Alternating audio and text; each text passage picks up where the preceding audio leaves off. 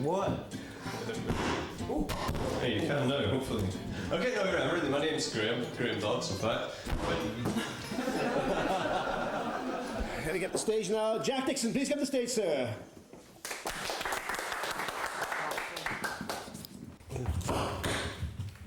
No, it really gets right up my nose. Perfume candles, scented oils, incense cones, bloody joss sticks. And who's responsible for this veritable explosion in ambient odours? The air freshener business. It's official. In the 21st century, our shite shouldn't stink. Fuck. It'll come back to me. I've got it written down here. And I'm getting really dispirited. Everyone's much better than I am, much funnier. The first bit of feedback that was really off-putting was the fact apparently I look nervous up there.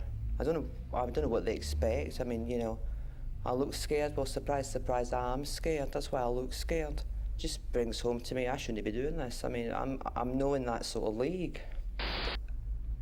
Both Nigel and John were saying at the class on Tuesday that sometimes stuff that works on paper, you know, when you read it into yourself, stuff looks really funny on paper. You say it aloud, it doesn't work. But as a writer, approaching this as a writer, I think I've got to really bear that in mind because it's not a written medium.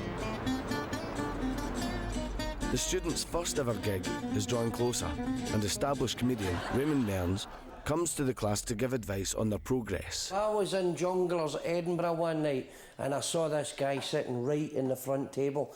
And part of my MO as a compere is to talk to the audience at the front. So I says to this guy, "How you doing, big man? Is that your bird?" And he went, "Aye, that's my bird." I says, "Where did you meet her?" And he went, "On the internet." No, he was sitting with what can only be described as, if I put it plainly, the ugliest woman in the world. She really was the ugliest woman in the world. And I thought to myself, fuck's sake, pal, is she still downloading?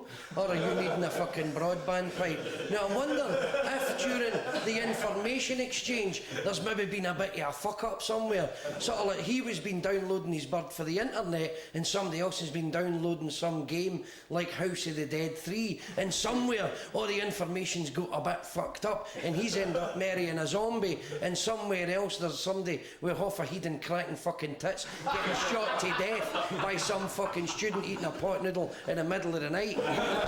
What you need to do at your level is you need to get 5 minutes of material that's bankable. And there's two essential elements that a comedian has to have, and it's material and it's delivery. You learn the skills to deliver it. So good material in the hands of somebody that doesn't know what they're doing just sounds like bad material. Half-arsed material with a person, I would argue, with tremendous delivery skills can still be carried off, because what you're effectively doing is you're a performer, and it's you kind of saying, look at me, I'm up here, I'm a performer, I'm doing something completely different, and it's the kudos that's associated with that makes you feel a lot better about yourself. And it's very therapeutic, because every one of us has got issues. Every one of us at one time in our life has felt fear. What happens is comedy, strangely enough for me, was incredibly therapeutic in the fact that it allowed me to go one gig after another, getting sort of better and better and learning that bad things can happen on stage, and it can almost be like a metaphor for your life, in that you can get up, pull yourself up and go back and attack it again. You've got to get material that you know is funny. And the trick is to get enough confidence on the stage to deliver it every time as if it's fresh. See if you sit there and you think about what you're saying or what you're going to say, and see if it makes you laugh. You've got to understand why. You're obviously going into the whole idea of why would anybody in their right mind fucking worry about the smell of their shite, because our shite's all the same colour. When you're writing it seems to me, because I don't know when you're writing it seems to me because you're all writing it, does it make you laugh? Why does it make you laugh? You've got to ask yourself the question. If you can try and deconstruct that, then what you've got is you've got the key as to what makes you funny. We had Raymond Mearns come along to the class to talk to us last night.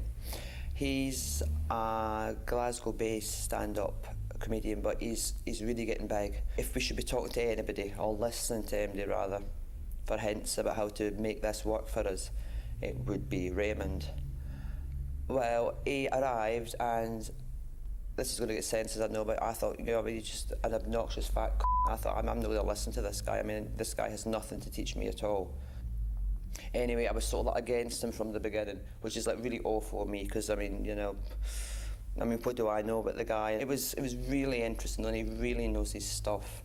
And he was saying it's taken him 10 years to really get where he is now, which was like, I don't know, sort of horrifying for the rest of us.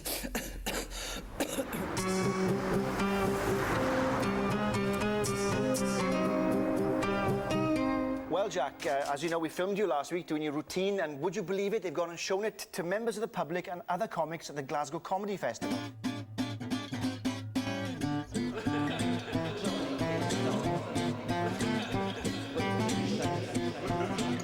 Looking at that, what I see is, you know, somebody's not found his voice. You know, he's telling a wee story, but it's very stilted. And the whole thing is about finding your That's voice. interesting, isn't it? And about knowing your style and knowing that when you go out there, you've got that voice in your head and that's what you're going to play, no matter what they say to you.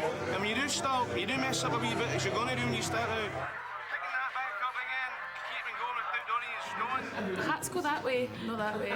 Exactly, I just think we need to ditch the hat, because apart from anything Typical else... East End Burberry crew. Is he right, or is he right? Is he right? It's just, the hat needs to go. My hat stays. Stephen and the Wright brothers, we've written for Chewing the Fat and other output from the comedy unit. Appearances His got a lot to do appearances, with yeah. it, you know. Yeah, I mean, he's kind of dressed like a Ned, like a, you know, a guy you would see in the street. But the subject matter is talking about, and With the way he's American putting dinner it suit. across, you know, well, I switched a dinner suit, but you know, he's thrown in some wee sort of classical references and things like that. Although he's talking about a very basic subject, and it's just the kind of odds, I think, with his appearance. You saw the feedback. Now, Yes, I saw the feedback, I think yes. that was actually constructive stuff. I mean, I wouldn't want you to think you've been stitched up and Oh, I know, that's been kept out of context. Oh, God, no. Because I think that, you know, a lot of what they said was taken... And the funny thing is, isn't it amazing how people can be so opinionated about other people's performance? Well, yeah, exactly. I know what you mean, Nigel.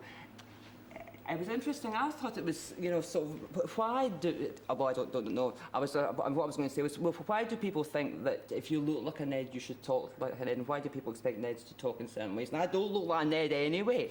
I mean, I don't know where that comes from. I've got a baseball cap and I wear trackies. I mean, you know, that's it.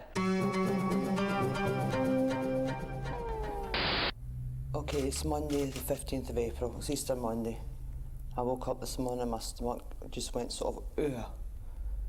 Because this is the big night. This is the first gig.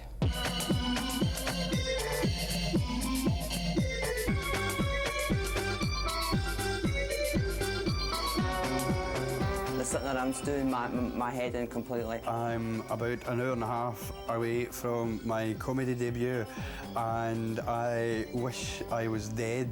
The more I sit around, the more I'm thinking about it, and I don't want to think about it. I'm feeling a bit nervous and a bit excited, but really looking forward to getting on the stage and doing it. Something's happened.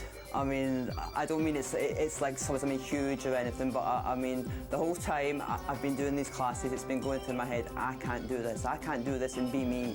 I mean, me is not the person that's going to be on that stage. I believe I'm second on this evening, first of the people on the course. So, yeah, a little bit nervous. So what it is, folks, is again a big round of applause, and please welcome the first act of tonight's new showcase, Graham. And I said, right, and now after you've got the tail lifted up, I want you to glide your arm in. I was thinking, glide? Jesus!